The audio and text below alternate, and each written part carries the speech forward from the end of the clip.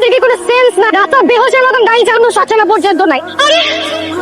আপনি ঠিক আছেন? আমি একজন ঠিক তো। আচ্ছা, এই পাশেই আমাদের আশ্রম, আপনি আমার সাথে চলেন। পারাখাল, একটু পানি নিয়ে আসো তো। এখানে বসুন। বাবা পানিটা খাও। আপনি খাইছেন দুপুরে? হ্যাঁ। কোথা থেকে আসছো? আমি তো একটা কাজ খুঁজছে। কাজকর্ম পারেন তো? সব পারি, সব। রান্না করতে পারেন? এগুলা ছাড়া সব পারবো। কালকে থেকে আপনি আমার পার্সোনাল অ্যাসিস্ট্যান্ট হিসেবে কাজ করবেন। ঠিক আছে, আমি রাজি। বাবা এই যে হাতটা খেয়ে নাও। দারুণ খাবার, এত মজার খাবার আমি কখনো খাই নাই। ম্যাডাম। কয়টা বাজে? Sorry madam. আমাকে ম্যাডাম ডাকবেন না। তো কি ডাকবো? আপু ডাকতে পারেন। আচ্ছা। না, আপু না ডাকি। আমি আপনার নিচে কর্মরত, আপনাকে দেখলে ম্যাডাম ম্যাডাম ফিল হয়। যাইবা? কোথায় যাবে? মনাবাজার। হ্যাঁ যাবো। কত দিবা? 70 টাকা। চলো। এখান থেকে এখানে 70 টাকা ভাড়া, আজীবন 30 টাকায় গেছে। 40 টাকা দিয়ে না পা। 30 টাকা যাবেন আপনি? 30 টাকা মানে 30 টাকায়। উঠেন। আপনার বয়স কত? গতকাল তো করলাটা 35 টাকা গেছে, আজকে 50 টাকা হয়ে গেল। 2 কেজি নিব। ঠিক আছে। 80 টাকা রাখেন। চুরি করার অভ্যাস আছে? হ্যাঁ। না মানে আগে যে ছিল প্রতিদিন 50-100 টাকা করে। না না না, আমার আপনার টাকাটা। চলেন। ঘুমাও। চোখ বন্ধ, বন্ধ, একদম চোখ বন্ধ। কি কি হচ্ছে আমি বুঝতে।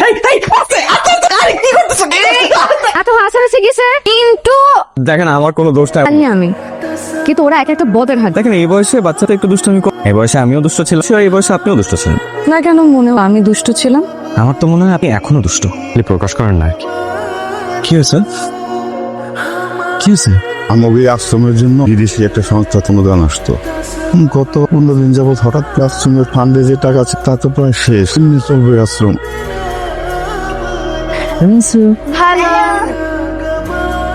খুশি? আজকে থেকে এখানকার দায়িত্ব সবরণিত। Thank you.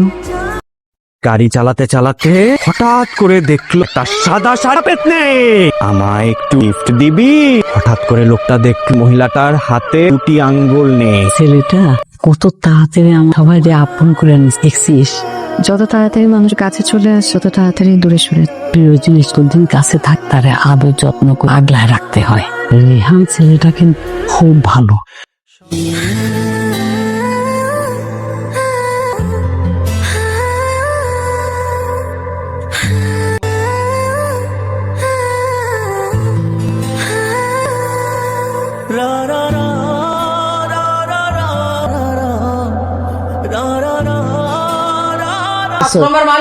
আপনার কে? আপনি আমাদেরকে চিনবেন? আমরা ব্যবসায়িক মানুষ। এই বাড়ির মালিক একটু ডাক্তার সাথে একটু ব্যবসা আলাপ আলোচনা আছে। আমি মালিক, বলেন। আপনি মালিক? স্যার এখানে একটা কমার্শিয়াল, উনি আপনাকে কল দিচ্ছেন, আপনি জায়গাটা ছাইরা দেন, তাতে আপনার মঙ্গল হবে। একবারও আপনাকে এই কথা বলছি যে আমি এই জমি বিক্রি করব? আশেপাশের যারা আছে তাদের সবার জায়গা নেওয়া হয়ে গেছে, শুধু আপনার জায়গার জন্য এর কাজটা হচ্ছে না। প্লিজ এখান থেকে চলে যান, আর নেক্সট টাইম কোনোদিন যেন না দেখে আপনাদেরকে এইখানে। স্কুল জীবনে জায়গা জমি দখলের উপর 110টা উপায়ের বই পড়ে, যদি ভালো ভালো জায়গাটা দিয়ে তাহলে তো ভালো, আর যদি না দেন তাহলে ওই যে 110টা উপায় আছে এগুলো আপনার উপর প্রয়োগ করতে হবে। হ্যালো, আপনার অনেক ভালোভাবে বুঝে এটা জিনিসটা বুঝেন না। দিন পর কারেন্টের বাড়িটাও যাইবো গা। আসো না, আসো বস বস বস। জি আমি বসতে আসিনি, আপনার সাথে আমার কিছু কথা। তা তো নিশ্চয় বসেও তো কথা বলা যায়। জি আমি আশ্রমের ব্যাপারে কথা বলতে এসেছি। যে প্লটটা নিয়ে তারা উঠে পড়ে লেগেছে। আচ্ছা আচ্ছা, আপনি কি নিজের প্রয়োজন ছাড়া কিছু চিন্তা করতে পারেন? এতগুলো অসহায় মানুষ আশ্রম ছেড়ে দিলে কোথায় যাবে? এইগুলা নিয়ে তুমি একদম ভেবো না, ওদের সমস্ত ব্যবস্থা হয়ে যাবে, কোনো চিন্তা করো না। কি ব্যবস্থা করবেন আপনি? দয়া করে আপনি আর আপনার লোক আমার আশ্রমের আশেপাশে আর কোনোদিন না আসে। এনি কে? এটা আমার ছেলে রেহান চৌধুরী।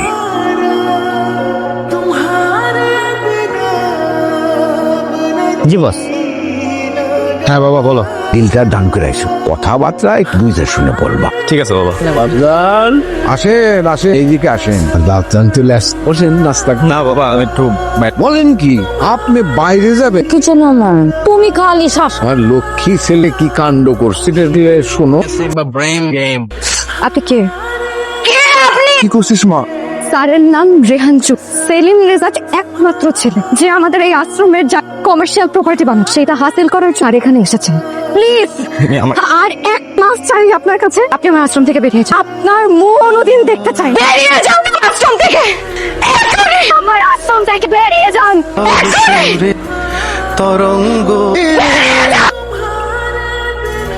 তুমি আমি আশ্রমটা ছেড়ে করে আর কতদিন খাবো মানুষের কত টাকার প্রয়োজন তুমি আমার আমি এগুলা কারণে করতেছি সত্য তোমার বাবা আমার এত কিছু লাগবে না বাবজা দুনিয়াটা খুব নির্মম সেলফিশ একটা জায়গা। আমার ছেলে যা চাইছে তুমি কিন্তু সেটাই করো, আমি কোনো কথা শুনবো না। তুমি চাও যে আমি আশ্রমটা সাইডে। হ্যাঁ বাবা আচ্ছা ঠিক আছে, তুমি যেটা চাইতেছো সেটাই হবে। আসলে কি বলবো তোমাদের, এদিকে আমার ছেলের অনুরোধ, পরিবার ব্যবসা দুইটা নিয়েই টানাপোড়েনের মধ্যে বাঁচাতে হবে। ব্যবসা পরিবার দুটাকে বাঁচাতে হবে। আমার ছেলের মনে কোনো কষ্ট দিতে পারবো, তবে আশ্রমের ওই মেন কোনোভাবেই বেঁচে না থাকা আগুন দিয়ে জ্বালায় দিবা। একদিকে পরিবার একদিকে ব্যবসা। জি স্যার।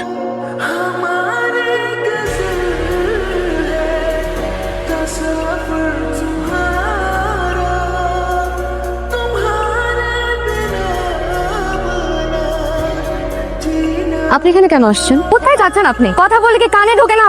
তুমি বুঝতেছো না বুঝতে চাইও না। তোমাকে বুঝতে হবে, তোমাকে দেখতে হবে। তুমি নিজের জায়গা থেকে দেখলে তো হবে না। আমি মিথ্যা বলছি তোমার জন্য, আমি এখানে সকলের সাথে মিশছি। আমি অসহায় ভান ধরছি, তোমাকে ভালোবেসে এখানে আসছি। আজকে সকলের ভালোবাসা আমি এখানে আসছি। তোমার জন্য আমার ভালোবাসা কোনো মিথ্যা ছিল না।